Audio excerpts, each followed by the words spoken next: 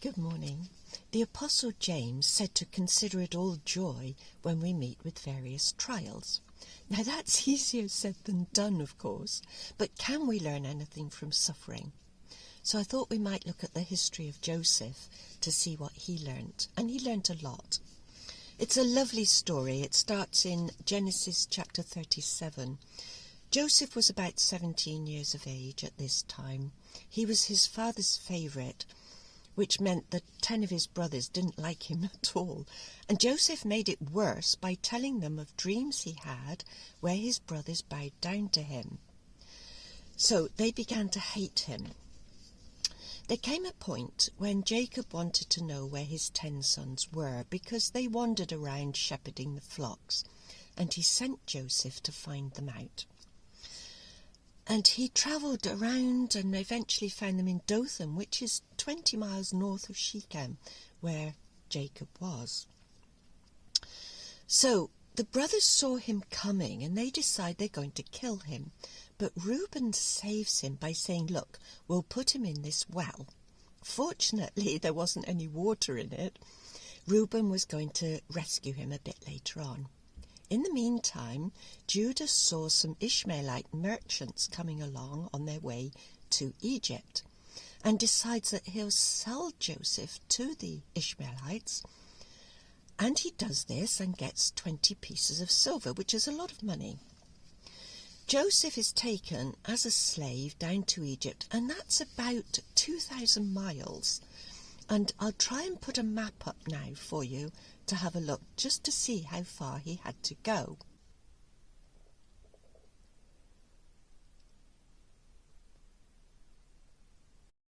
As we know, Joseph is sold to Potiphar, who is very high up in Pharaoh's court, quite a rich man with a large household. And it says in chapter 39 of Genesis that the Lord was with Joseph and he became a successful man. So Potiphar began to give everything into Joseph's hand. And halfway through verse 5, it said the Lord blessed the Egyptian's house for Joseph's sake. The blessing of the Lord was on all he had in house and field. At this point, Joseph has learnt to have empathy for people in difficult circumstances. He's also now learning to manage a household. Now, this became important later on in his life. As we know, Potiphar's wife was not very nice, and she falsely accused Joseph of rape, so Joseph ends up in prison. However, if we look at chapter 39 and verse 21, it says that the Lord was with Joseph and showed him steadfast love and gave him favour in the sight of the keeper of the prison. And at the end of verse 23, it says, whatever Joseph did, the Lord made it succeed. If the Lord has done it for Joseph, he can do it for us too. So what was Joseph learning in this prison? While he was with Potiphar, he had plenty of food, good clothes, and a good roof over his head. In the prison, it wasn't so nice. But he was managing the household of the prison. And it seems that there was enough food, but it would have to be carefully managed. And it was important for Joseph to learn how to manage food economically for later on in life.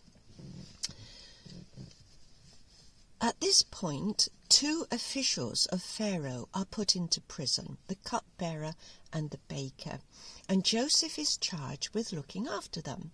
And he comes into them one morning and he says to them, why are your faces cast down today? Now you'd think that being in a prison, that would be enough to cast your face down. But it turned out that they'd both had dreams which needed interpreting.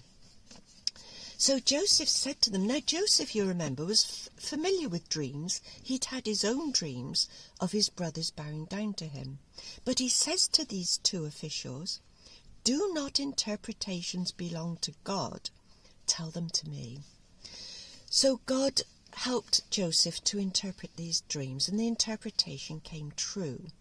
And Joseph said to the cupbearer, he said, when you are restored to Pharaoh's favour, remember me and get me out of this hole. So it obviously wasn't very nice in prison.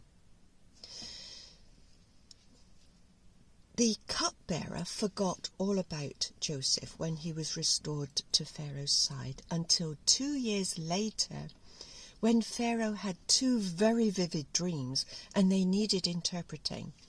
And the cupbearer told him about Joseph. So at long last, Joseph is given a good wash and brush up and presented before Pharaoh. And once again, Pharaoh says to him, I've heard that you can interpret dreams. And Joseph says to him, it's not in me. God will give Pharaoh a favourable answer. So Joseph is learning all the time to rely upon God, to give God the credit for interpretations.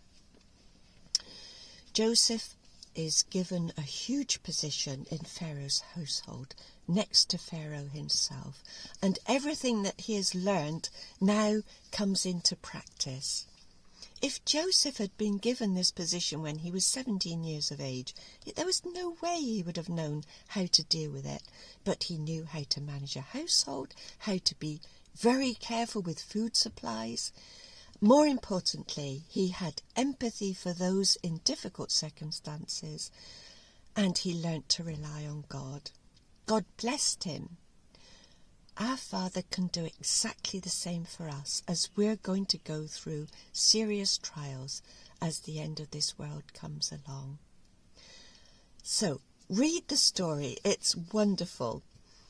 And God will bless us all as the times draw near. Take care. God bless.